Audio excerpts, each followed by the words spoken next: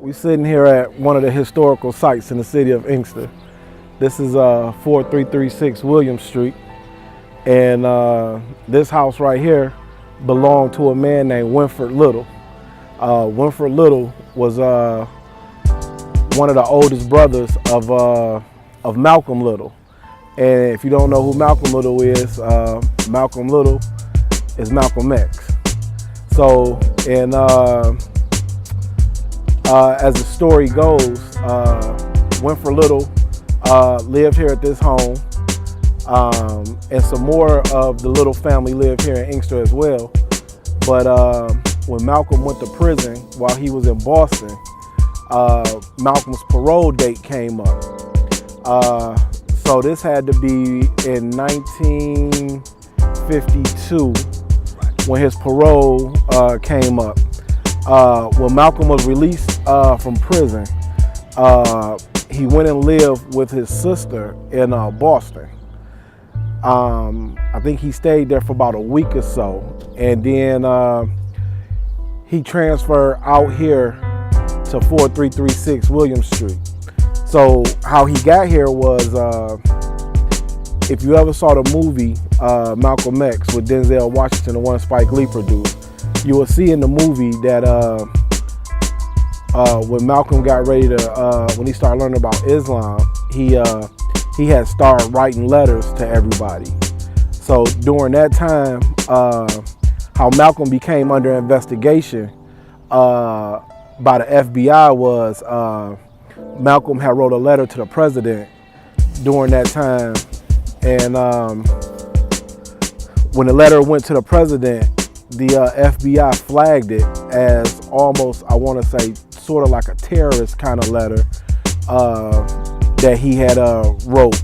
But it wasn't a terrorist letter, but he was just issuing his concerns about like how black folks are done just in general and things of that nature. So the FBI flagged it.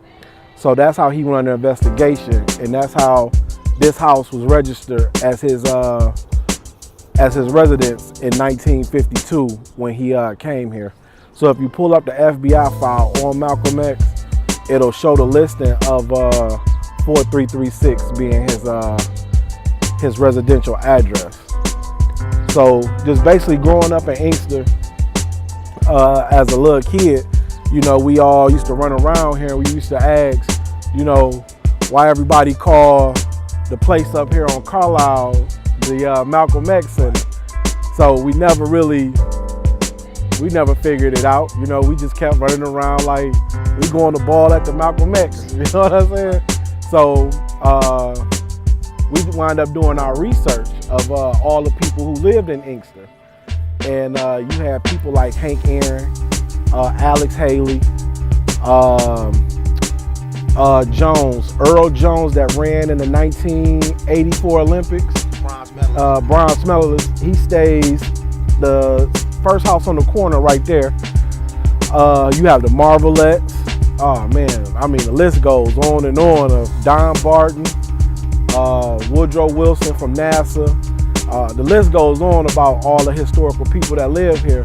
But Malcolm X did live here, and when he did his By Any Means Necessary speech, he lived here when he delivered that speech to America. So even if you listen to his speech, he'll tell you about living in Inkster and traveling to Detroit when he was opening up Mosque Temple #1, of how racist it was in the city of Dearborn. So traveling from Inkster to to Detroit, that's what he spoke about. And initially, the time came, I guess, the assassination, and I hate to say that, but it happened. But for this city to not commemorate in no type of way, birth, assassination, or just knowing that the brother lived here, I'm gonna say it again, it's sad.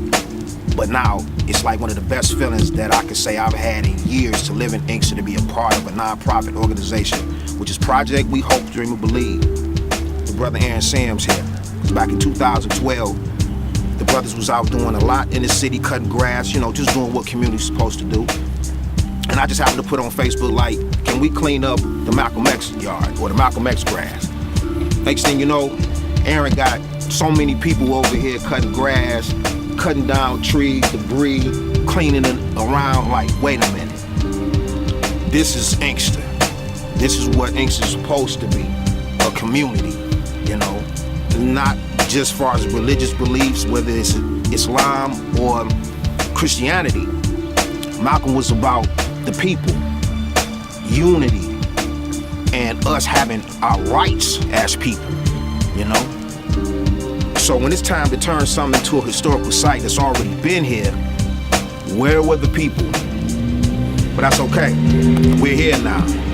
We're here. And by the grace of Allah, this house is going to be exactly the way it's supposed to be, a historical landmark.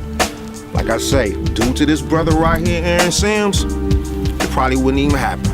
Because we have went through so much since 2012. It's 2018, and we finally got the house. God is good. God is good. But it's nationally known now. Nationally. And I know it's not too much I can really say without being so personal about it. That's why I had a brother speaking more, you know, about it. But this is the plan now, to turn this house into a historical landmark. Our plan is to rehab the home and turn it into a museum here at the house. So when we get done with the house, we're going to have it set back up in the 1952, 1953, almost up to like a 1955 era, where when you walk into the house, you'll have that 1950s feeling, old stoves, old chairs, all that stuff. So right here is the living room right here. So our plan is when you walk into the house, inside the living room, we're going to have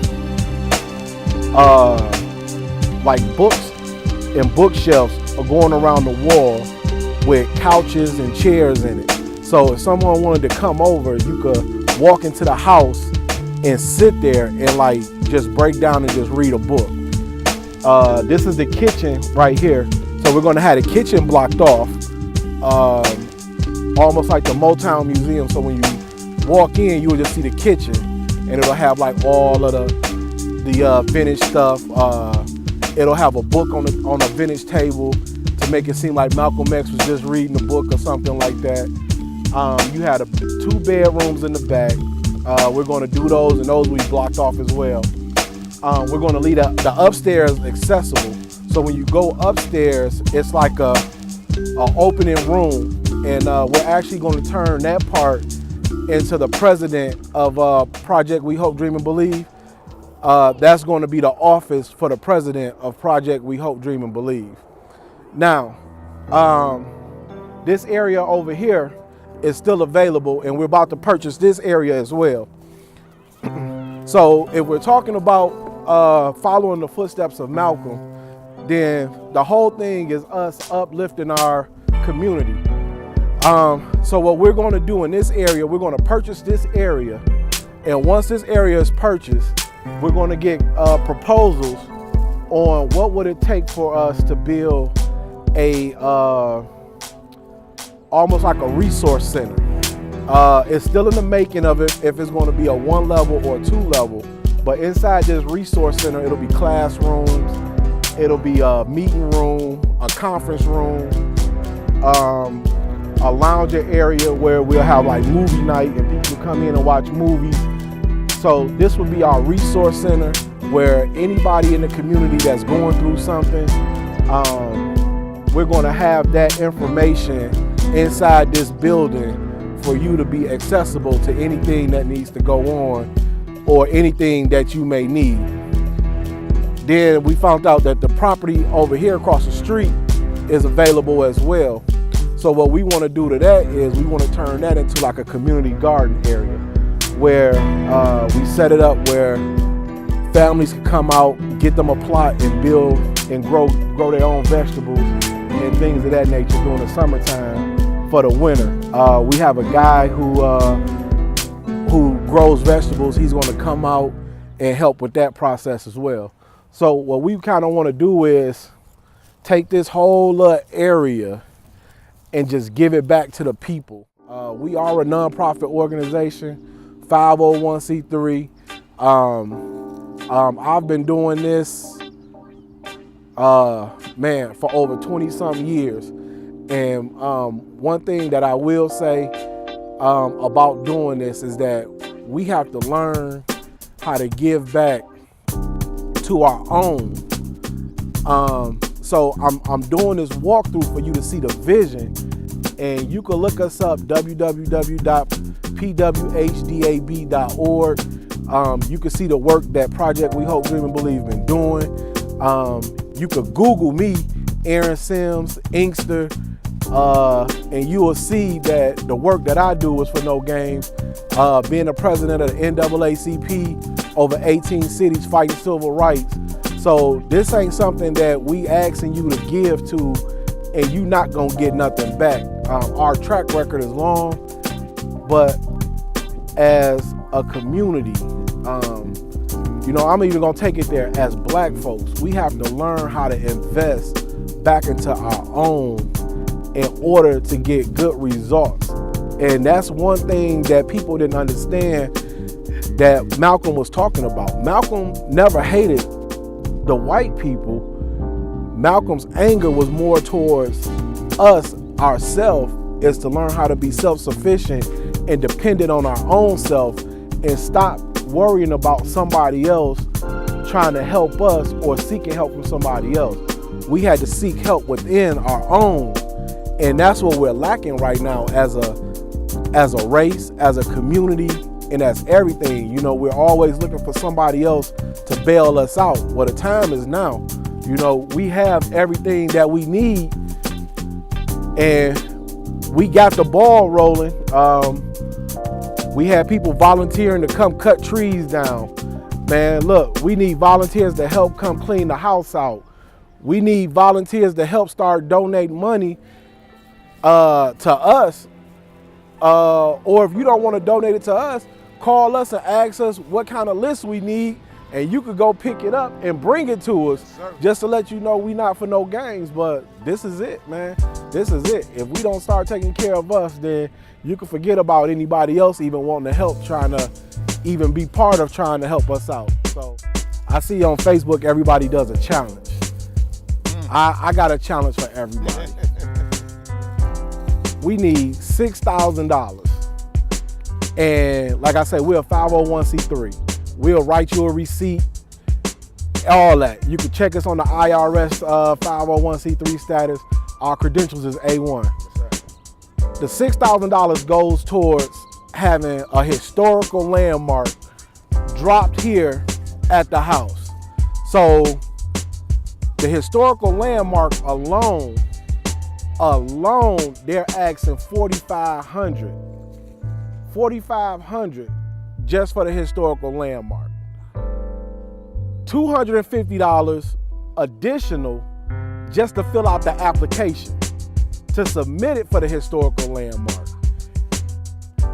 The remainder of that money will go towards having a cement company come over and drop the historical landmark into the ground for their labor fees of putting the historical landmark in. Now, the process takes a year.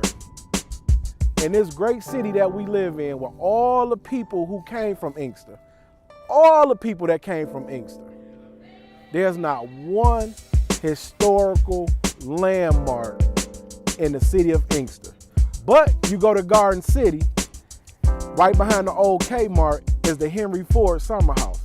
They picked the house up, brought the house to Garden City from up north, and dropped the house in Garden City and threw a historical landmark up. So my challenge is this. Go to www.pwhdab.org. 6 bands. We need 6,000. 6,000. We will keep track of the money and we will show you. We're not gonna take over 6,000. So you ain't gotta worry about if we hit the 6,000. Once we hit 6,000, we'll take it off the site. Historical landmark, 4336 William Street. We need that ASAP. And you can contact me at 734-636-3709. 734-636-3709. If you don't want to talk, you can text me. If you don't want to text, you can shoot me an email, adsims1977@gmail.com, or you can hit me on my nonprofit, Aaron Sims at pwhdab.org.